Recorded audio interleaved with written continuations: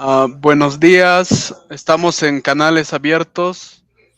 Good morning, we are at Open Channels. Today we are going to interview Dr. Lowell Fiet. Hoy día vamos a entrevistar al Dr. Lowell Fiet. Um, we are going to begin reading a short version of his biography. Vamos a empezar leyendo una versión corta de su biografía. First in English and then in Spanish. Lowell Fiet is a professor, retired, of the Faculty of Humanities of the University of Puerto Rico, Rio Piedras campus. Author of El Teatro Puertorriqueño Reimaginado 2004, Caballeros, Gigantes, Locas y Viejos, Santiago Apóstol y los Performeros Afro-Puertorriqueños 2007, and An Archipelago of Caribbean Masks 2019. Other credits include founding editor of the Caribbean Literature, Language and Culture magazine, Sargasso, theater critic for the weekly Claridad during the last 3 decades, writer and theater director and craftsman of Mask, and currently director of the Mask teaching workshop, Mask Taller, activist of Open Channels 2. Now in Spanish. Profesor Lowell Fiet es catedrático jubilado de la Facultad de Humanidades de la Universidad de Puerto Rico, recinto de Río Piedras. Autor de El Teatro Puertorriqueño Reimaginado 2004, Caballeros, Gigantes, Locas y Viejos, Santiago Apóstol y los Performeros Afro-Puertorriqueños 2007 y An Archipelago of Caribbean Masks 2019. Otros créditos incluyen editor fundador de la revista de literatura, lenguaje y cultura caribeña, Sargasso. Crítico de teatro del semanario Claridad durante las últimas 3 décadas.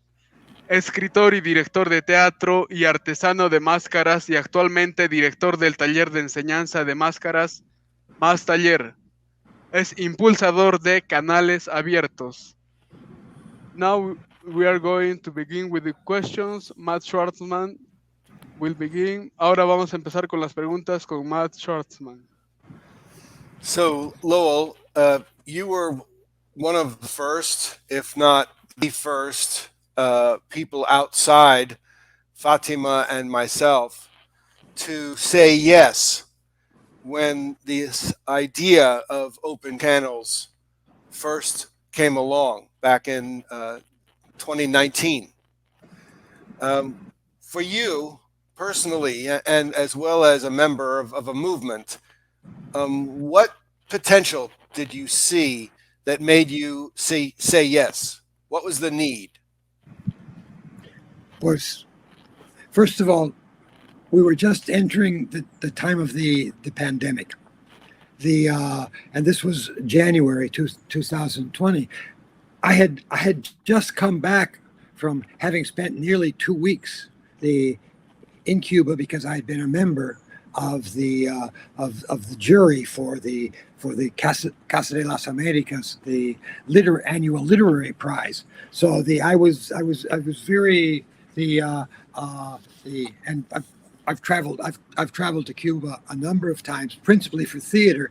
But this particular trip was very interesting. And I just come back, and when it seemed to me that the pandemic was going to limit the fact that we could, in fact, have an exchange with Cuban artists and Cuban intellectuals, it seemed to me very important to, in fact, the maintain that conversation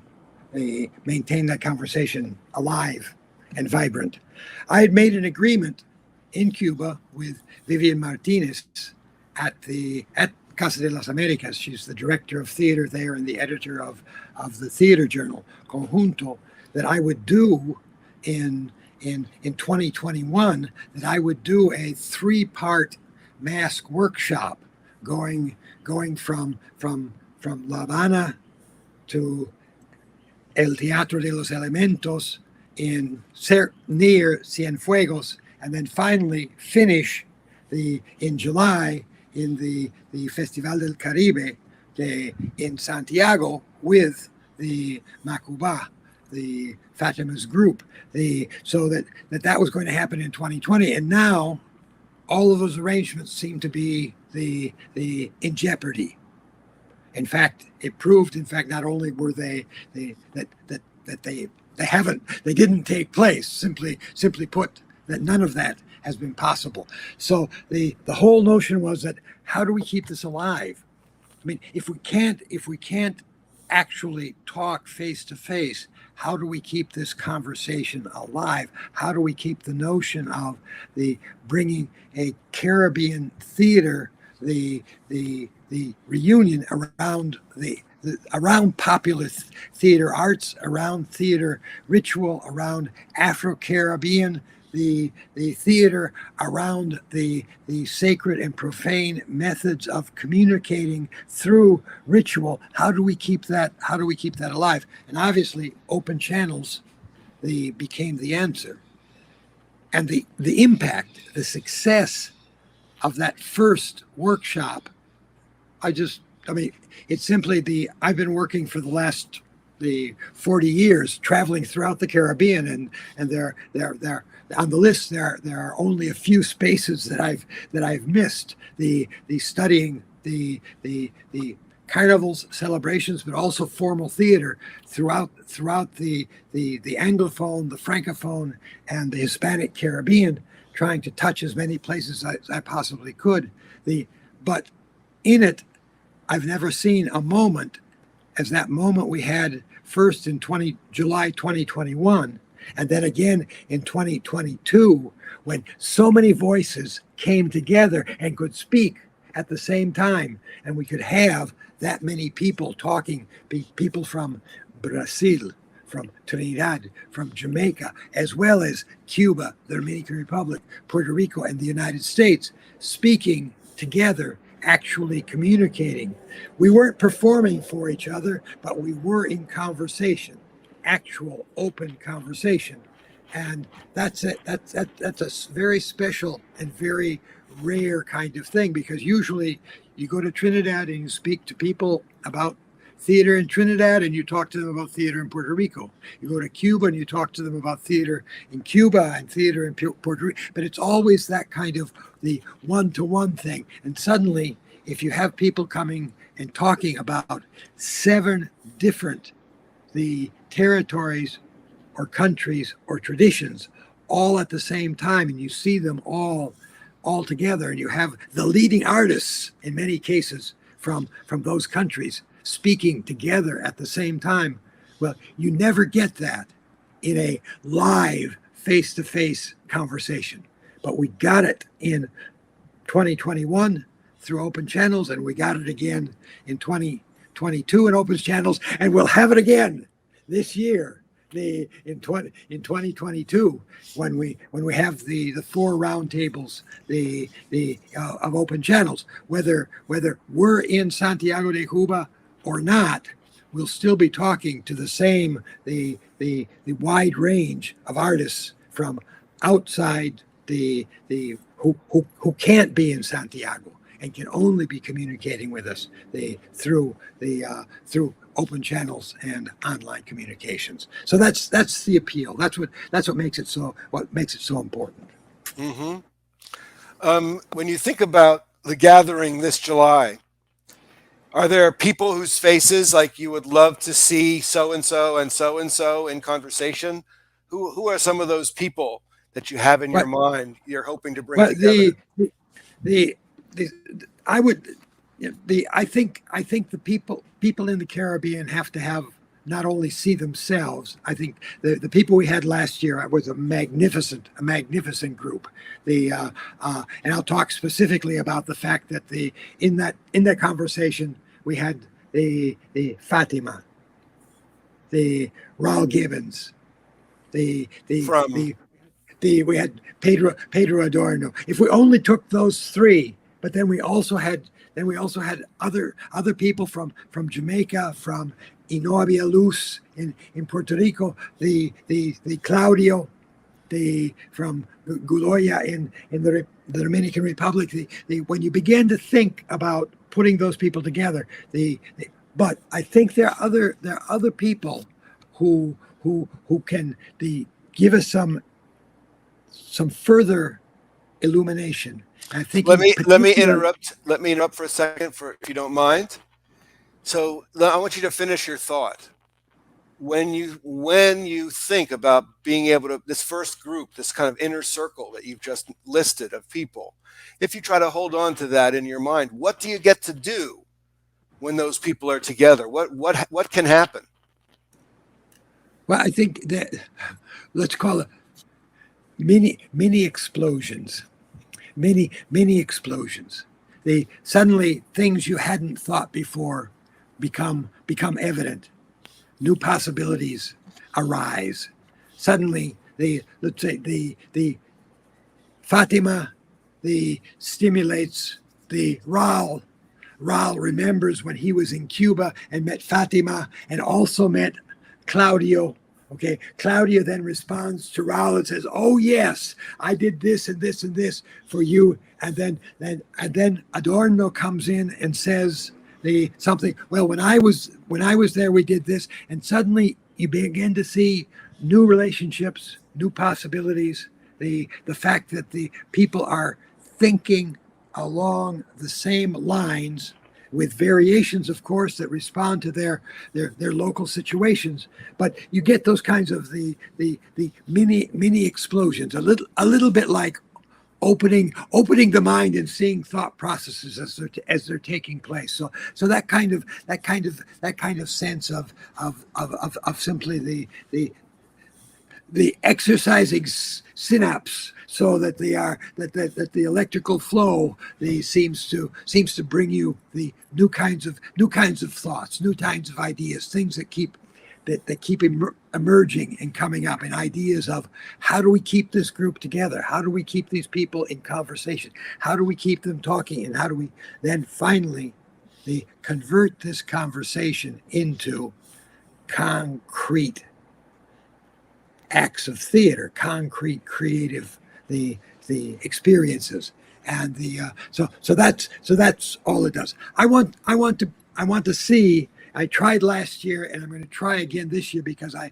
just talked to him, because he's been in Puerto Rico, to see if the great Peruvian director, the Miguel Rubio, can come and join the group and talk to us as well, because his ability to deal with the Quechua rituals and performances, and to bring the originary South American myths into the theater form is just remarkable.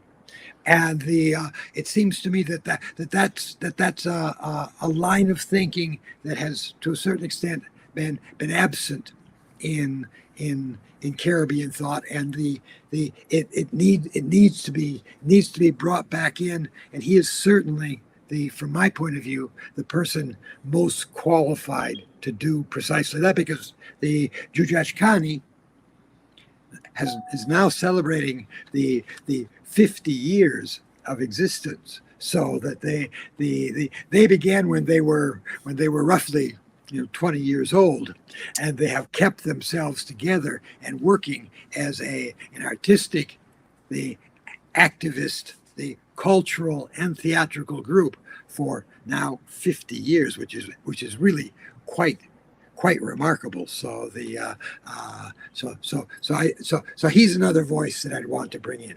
I'd also want to bring in the Brazilian group again, that was in 2021, and have them come back and be with us it was with us in 2020, but not in 2021, and have them come back and be with us in conversation in 22, because I think it's very important to get that range of voices. But so that's what we're doing, and I hope we get hope we get a live section that we can feed the other kinds of things that we're going to be seeing and filming in Santiago directly into the round tables as well. Great. One more question. This is a wonderful Sure. interview, and we have plenty of stuff already. But I still want to ask my last question. You're clearly excited about this. You're eloquent. Makes me think you might have a vision for where you would like it to go. Beyond something that merely takes the place of face-to-face interaction. Is there some bigger vision or some bigger ambition that you have for Open Channels personally? Well, simply for it to continue existing, because it seems to me, I mean, I'm not going to say never, because the world may change and there may be budgets for travel available again as there were in the 1970s, 80s, and 90s, and we can begin to fly around and have all kinds of meetings and things like that. But that world seems to have passed us by. Furthermore, it didn't work. I mean, when the funds were available, when we had CaribNet, when we had La Red Latina, when we had the funds, people came together and met. But as soon as the funds were gone, everything seemed to just fall apart. They left no traces. Okay, todo eso es sin huella, as we would say in Spanish. So it simply seems to me that we're going to have, if we want to accomplish this, we're going to have to maintain, we're going to have to have it live and maintain the virtual, the online preparation and follow through, and after the thought to keep it going. So the archive of this, the memory of this, is going to be the online part. And I'm going to say that it's very, very possible that we could think of it almost in terms of a circle graph, and say that the live part, very important, but is probably going to be the less than half. It's going to be a third of the whole activity, the totality of the event. The 2/3 will be the preparation, the online presence during, and then the archive, the afterthought, the afterwards. So 2/3 is going to be virtual if we want to keep everybody in communication. If we want to go back to what existed before, the kind of one-to-one kind of thing, well, we can do that. But where's the archive of that? And where's the benefit of being able to talk across so many linguistic and cultural barriers? How do we get, I'll put it this way, how do we get to the rhizomes without having the online element, without having open channels? Because the open channels, those fertilizer is what provides the rhizomatic character of this whole thing, that provides us the means of seeing those roots that connect us, the underneath land or sea. That's what connects us. Otherwise, we're just Puerto Rico looking at Cuba, Puerto Rico looking at the Dominican Republic, the Puerto Rico looking towards the Anglophone Caribbean, and we know that it happens, but it literally has no memory. It doesn't connect.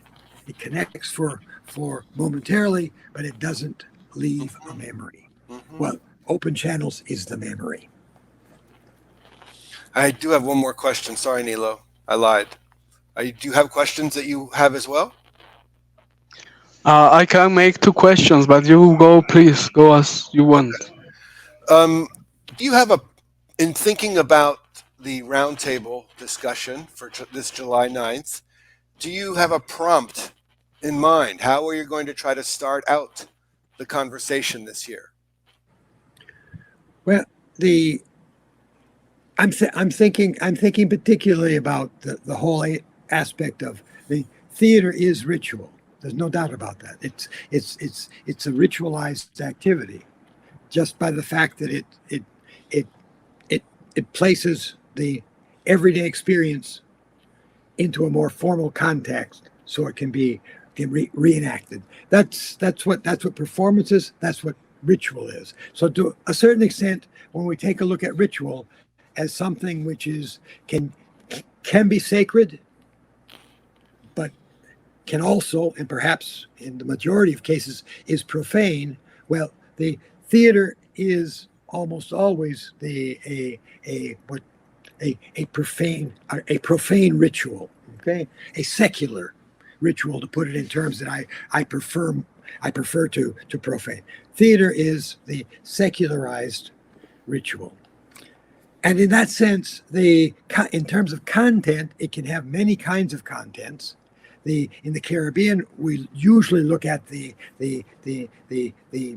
African diasporic Caribbean content, but there's also the originary, the indigenous content we can look at, and also the Europeanized content, and the mestizo, the mixed content that comes into it. Okay, but for me, the content, in fact, is somewhat less important than the form. Okay, what makes theater ritual in form, and what makes popular theater, particularly, the an aspect of secular ritual. And so I think that's what's going to take us to Nilo's questions and what we talked about earlier, because I'm going to put this in English first, and maybe I'll say it in Spanish later.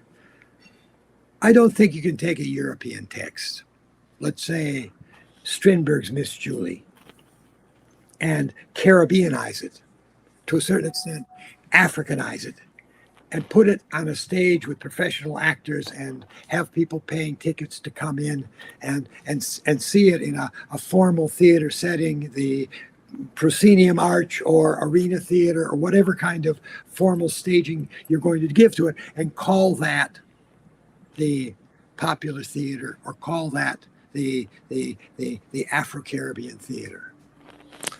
I've heard And you. the reason is because somehow or another, it's not only the content that has to change, it's the form that has to change as well. And that's where the African that's where popular Caribbean theater enters. It comes in at the level of form, as opposed to content. And it's the form that I'm most interested in. And there are any number of groups and any number of examples we can talk about that provide us with forms. The carnival, of course, and festivities in their various forms, they give us one predominant form, which is the procession, the desfile, the la marcha, whether it's a festive march or a political march. It's the dithyramic form of Dionysus and Greek theater, which is virtually universal. The other form, of course, is the circle. The fact that when we sit in circles or semicircles, because if you think of a storyteller sitting with a group underneath a tree, you're there in semicircles, you suddenly have an open theater form in which everybody sees everyone, in which the audience knows the rest of the members of the audience and sees them just as they see the storyteller, and the storyteller sees them. And then the storyteller says, Nilo, you continue the story. And Nilo then becomes the storyteller, and he tells the story. And Nilo says, but that's all I know. Matt, do you know more? And Matt tells the story and continues until everybody becomes both the spectator and participant, both actor and audience member. And they share the space. They become a community and share the space.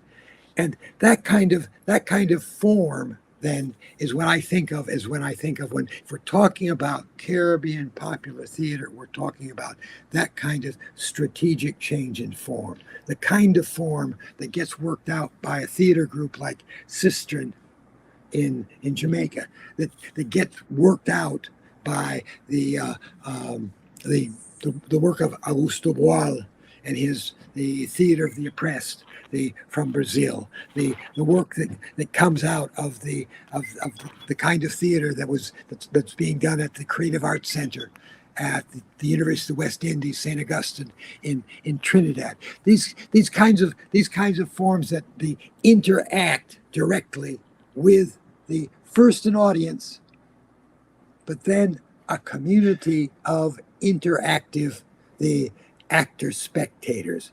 That's what I see as and maybe you don't get all that way. Maybe you only get part of the way, but it's the way we should be going to go seeing at what point we're incorporating the audience, making them not only the spectators, but also participants. Spectators becoming actors, the actors seeing their audience and becoming spectators. Okay? Because that's what happens. That's what happens in festivals. That's what happens in processions. That's what happens in that circle around the ceiba tree where the storyteller tells the story. Herskovits has a magnificent example of this in his famous 1940 article on dramatic expression, where he talks about a West Indian storytelling group in which everybody participates, and in which the everybody becomes the actor and spectator. And you read Herskovits and you say, I think Herskovits read Brecht. I think he knows. I think he knows all about epic theater. I think he knows all about destroying the fourth wall. I think he knows all about creating the sharing an experience and creating a community in the theater. I think he knows all about the separating the artistic elements so that the spectator makes the whole in his own mind, as opposed to the director the forcing a whole vision on the spectator. So I think he, whether he did or not, it's impossible to say, because he was long gone, of course, before any of us started working on this. But you read that and you think that the everything that happens in that 1940 famous 1940 article on dramatic expression, and you say, wow, he's just defined contemporary notions of performance. He's just defined contemporary notions of what the cultural performance and cultural theater is all about. Sure. It's about the threshing floor, the la era del trigo. These are theater foundations such as the threshing floor, the circle, and the procession, and many others that you mentioned. Are these theater foundations disappearing or reestablishing today in the Caribbean? Okay. Okay. This is what I would like to say. Okay. It seems to me that if we go back if you look at this as as theater historians and as theater anthropologists, and those are two hats. I think they're the same hat, but they're two hats that I would like to think that I can wear. The I would say that like masks and mask functions, there are certain kinds of basic ritual and ritualized theater forms that are universal. Okay? Que las funciones de la máscara son universales. Y de la misma forma que a mí me gustaría pensar de que las formas originarias del teatro también tienen que funciones universales. One of these is as we all know, since we've all studied theater history, we know about the Greek dithyramb. We know about the procession of satyrs and Dionysus, the going in procession carrying the statue of Dionysus.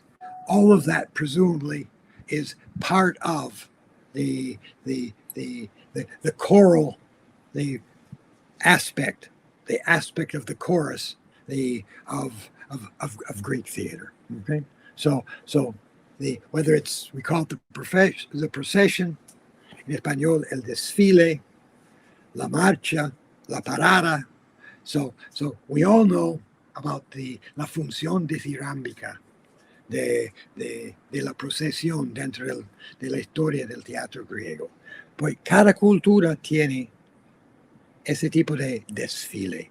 Every culture has that form of procession. Every basic culture has that form of procession.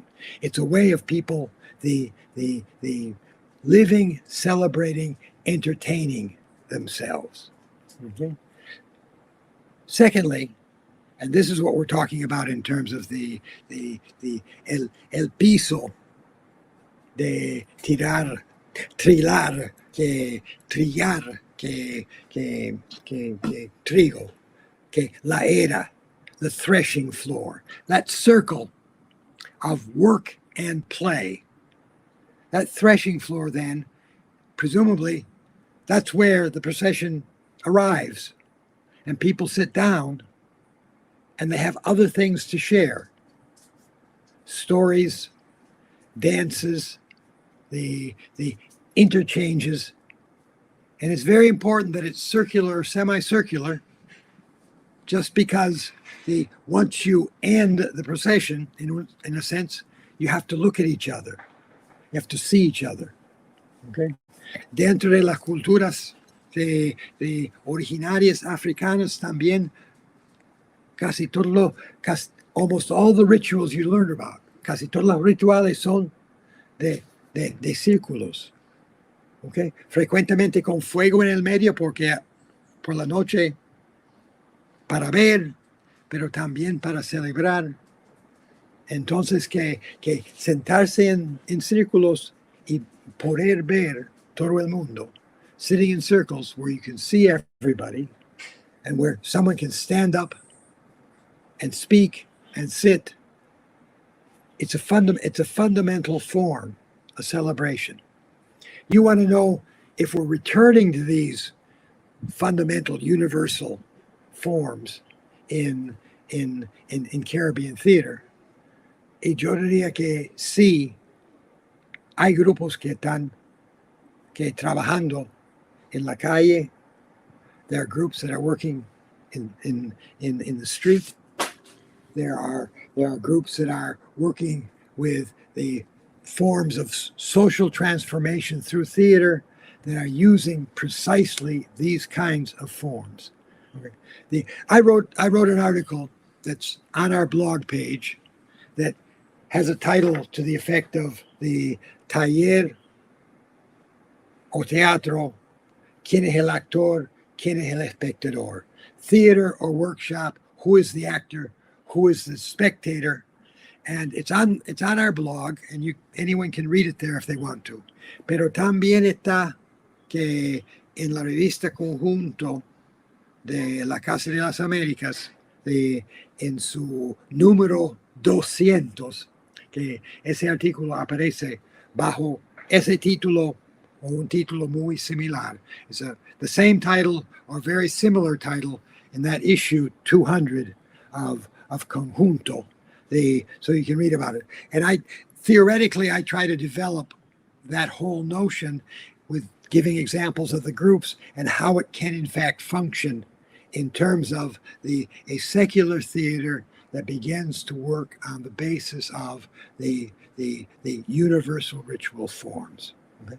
And that seems to me to be the kind of direction we're going in. Yo creo que hay grupos que están yendo en esa dirección. And it's interesting that the pandemic has almost forced us to go in that direction in terms of live performance because it's reduced the number of people we can have in the audience, and it's allowed us to start to see actors and spectators and allow actors and spectators to the exchange and literally change roles, right? Because the theater of the pandemic has not been that massive driven audience indoor theater. It's been an open space outdoor, the participatory theater. So strangely enough, the pandemic has done part of that for us. Que la pandemia ha ayudado a crear esas formas de teatro así. Entonces que eso es that's an important function of all of this. Uh, that's very, very, very deep, and I know many people will benefit from what we are saying, and I think it's a great horizon to have, and also about the theater of the pandemic. My last question is related to tomorrow's Women Days. Tomorrow, the Women International Day. Fatima spoke about it at her interview. I wonder if you have any message or reflection in relation also to this very crucial theater ancestral foundations.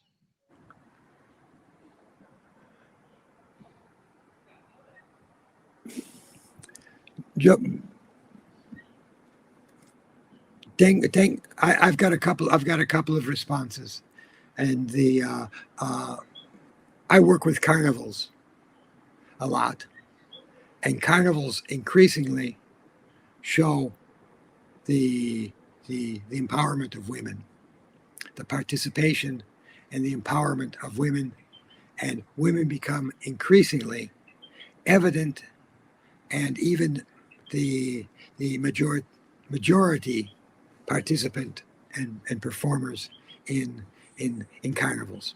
The and some of this is the fancy carnival of of what of groups of dancers in the bikini like costumes going through the streets. But I'm thinking more of the women who I see, let's say in the town of Luisa, Puerto Rico, who now dominate the character of the caballero, the fancy dressed, the Spanish, the nobility. That role is now played mainly by women.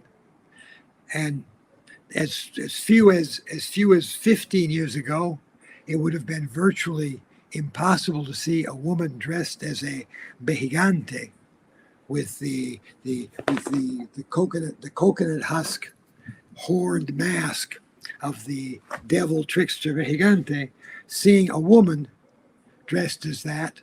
Well, now there are many women dressing as behigantes.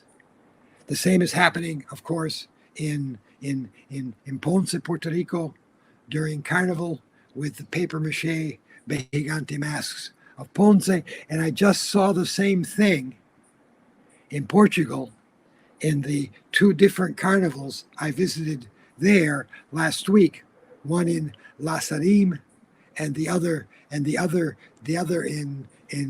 Podense. Okay, in both places there were women acting as the carnival, the devil trickster burlador character. And I imagine that again in those cases as well, 20 years ago, women would not have acted in that predominant role. So it seems to me that in terms of what we're talking about, that yes, women are assuming a stronger and stronger role inside, let's say, the structure of carnival. However, however, I think we need to have what more women's voices, the in positions of not only participation but in positions of what you might call the role players, really strong role players inside the direction. The Fatima is a rare case, you know. Fatima is a rare case. Usually, the directors of theaters are not women. The and the so her case is really is really exceptional. So it seems to me that that we have to we have that has to happen. There has to be a stronger a stronger what the role played by women in what directorial positions, in administrative positions, in in in in, in simply the in the in positions of focus, and I hate to use the word authority, but the positions of administration and direction. Okay.